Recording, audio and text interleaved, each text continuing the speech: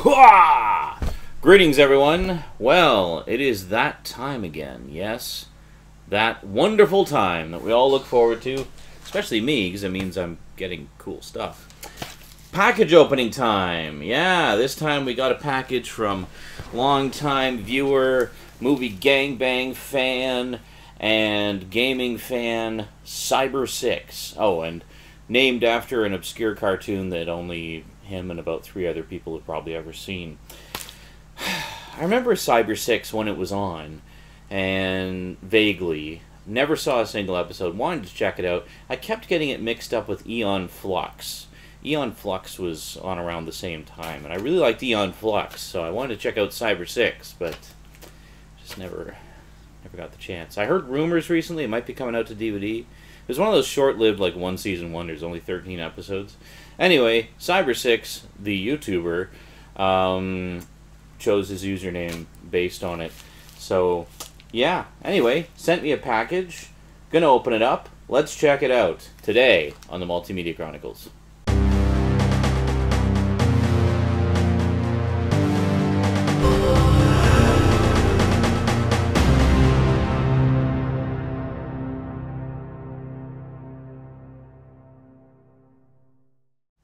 Welcome back. Okay, let's see what we got from Cybersix. Do do do do do do do do do do do do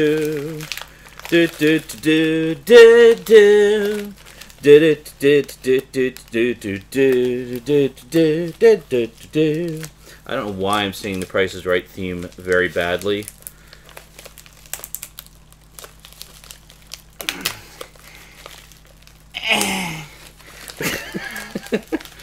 My package opening fingers are failing me.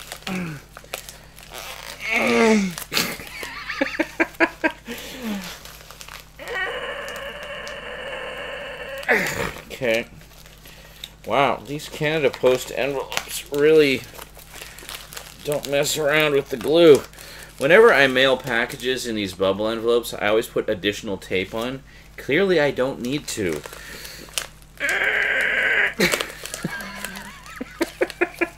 So much difficulty just to open a stinking bubble envelope.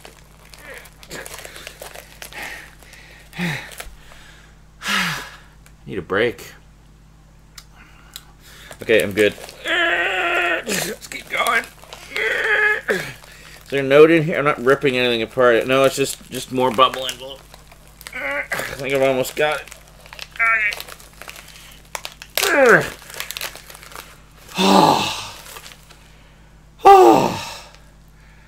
I think I just came. Okay, let's see what we got.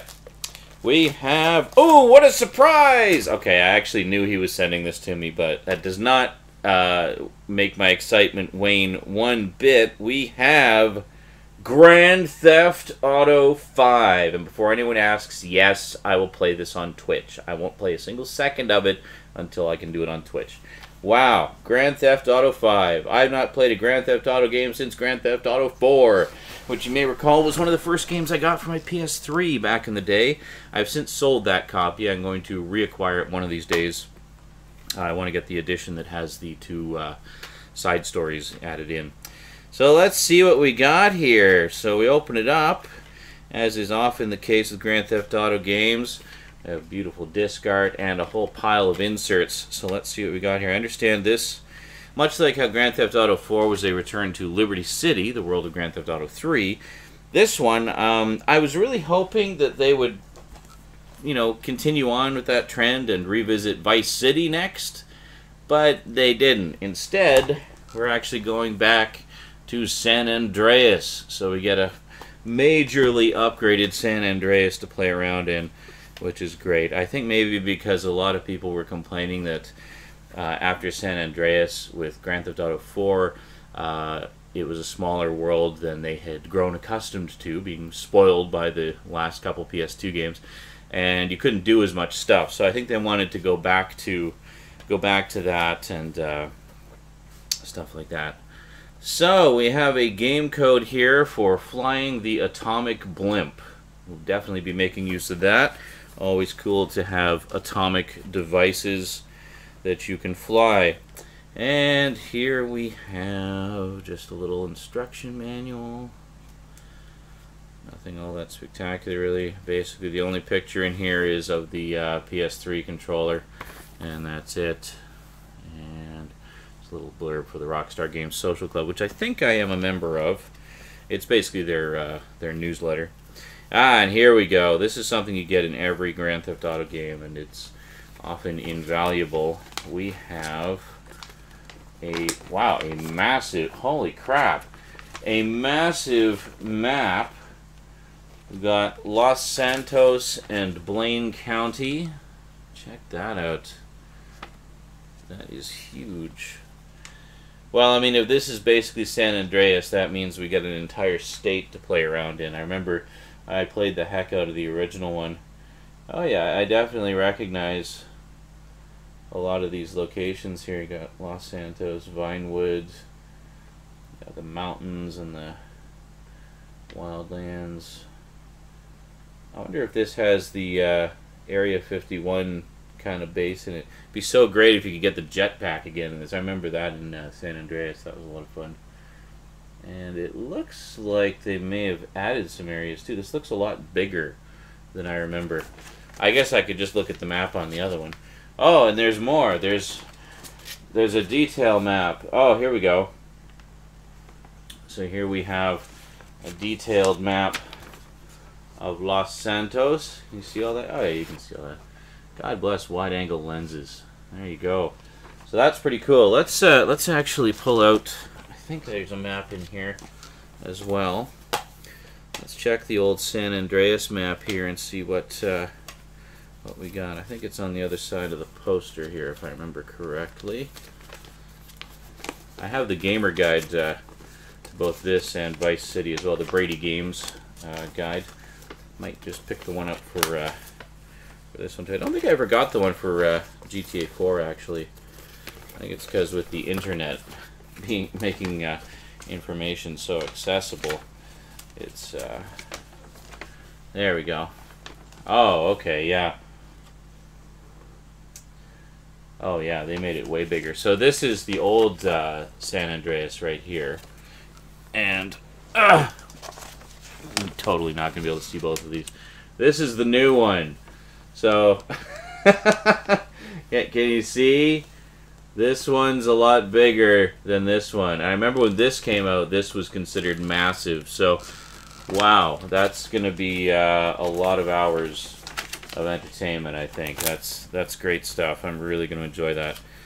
Thank you very, very much, Cybersix. That is fantastic. You can rest assured there will be many, many hundreds of hours, I'm sure, of gameplay, live gameplay that you, the viewers, can participate in over on the Twitchy TV. Oh, where are we going here? Definitely don't want to wreck this map. This is very, very nice. Okay, I think we got it. There we go. All right. There. All right. Good stuff. Fantastic. We are in business. So let's put all this together nicely. Okay, well, fantastic. My first experience with the Grand Theft Auto games was actually the original Grand Theft Auto way back in the days of the original PC version, actually. A lot of you probably played the PS1 version. My experience was the original PC version, where it actually started just as a little shareware game. It was just a top-down view. You'd get missions. You were basically the driver for the mob kind of thing, and you do for a number of missions. So they ported that over to the PlayStation after a while. It became quite popular. Then, of course, they did the London missions and Grand Theft Auto 2.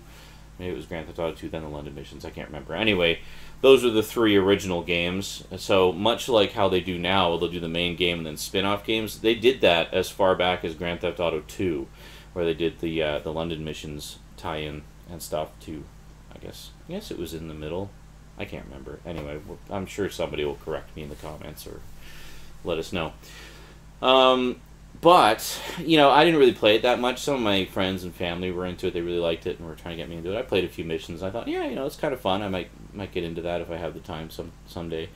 But the one that really sucked me in was Grand Theft Auto 3. Because as soon as I sat down to play Grand Theft Auto 3, well, actually, even before that, as I was watching some of my family playing it, my step-uncle and step-brother were really into it, I knew right then and there that that was a game that was going to change everything. I mean, we'd had, so-called free-roaming games and such before, like, grand sweeping RPGs and things like that. But in terms of being just a living, breathing, interactive world that you could play around in and just live in for the duration of the game, we really hadn't seen anything done to that extent before. And Grand Theft Auto 3 really changed everything as far as that goes. And we have a lot more games now that have the free-roaming style, and it's really become a very popular subgenre of gaming, and it's one that I certainly enjoy too. I just love the idea of a virtual world that you can just have as your playground, basically, to play around in. So I've really enjoyed games like that. All the Grand Theft Auto ones, of course. The Grand Theft Auto ones also have the bonus of having fantastic storylines, like just really in-depth storylines with interesting characters and whatnot. Both the main characters and the secondary characters that you meet up with, just great. And often have all-star voice casts as well. Matter of fact, do we get a voice cast list on this one? I know they used to just list it in the instruction manual, which was always quite nice. I know there were some notable names in this. I don't know off the top of my head who they were, but I'm sure when I see the credits I'll be like, oh, it's that guy, and that guy, and that guy, and there's no cast list in here.